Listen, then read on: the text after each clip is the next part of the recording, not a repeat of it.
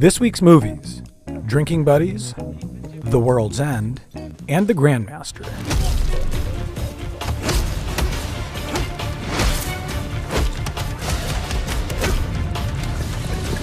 Written and directed by Wong Kar-wai, The Grandmaster chronicles the life of a Wing Chun martial artist.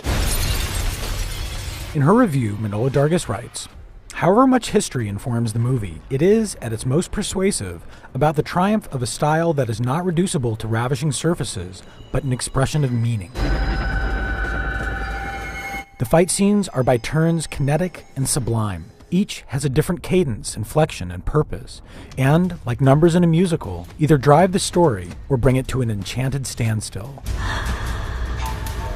Again and again in The Grandmaster, images become feelings, which become your bridge to a distant world."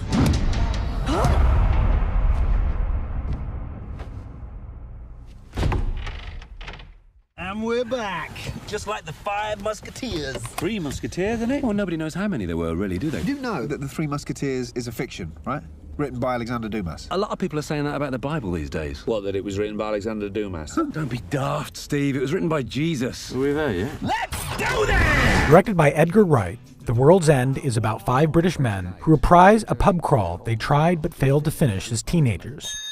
In his review, A.O. Scott writes, "For almost half its running time, the film effectively masquerades as a rueful, fast-moving comedy of middle-aged resignation and rebellion. Hanging out with the group as it reignites old bonds and grudges is a mellow pleasure, and if it were all that The World's End had to offer, it would still be a lovely and poignant meditation on the passage of time and the drinking of beer." And then the robots show up.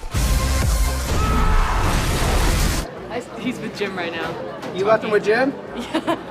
But if I introduce you, will you not be a dickhead and don't call me names and don't say anything stupid or mean? And Drinking Buddies is about a man and a woman, both in committed relationships, who may, or may not, be falling in love with each other.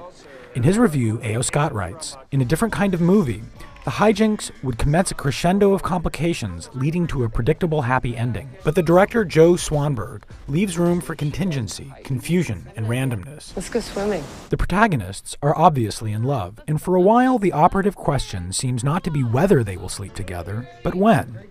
But as the emotional weather starts to shift, other questions intrude. Why should they? What if they do? What if they don't? The triumph of this movie is that the answers matter a lot, even if they are ambiguous." I think he said something along the lines of, I think we should, and he's not like a football player, so this is a weird thing for him to say. I think we should take a knee on this romance What stuff. does that mean? That is so I actually lame. had to ask somebody, I was like, is take a knee a good thing? And they're like, No. no.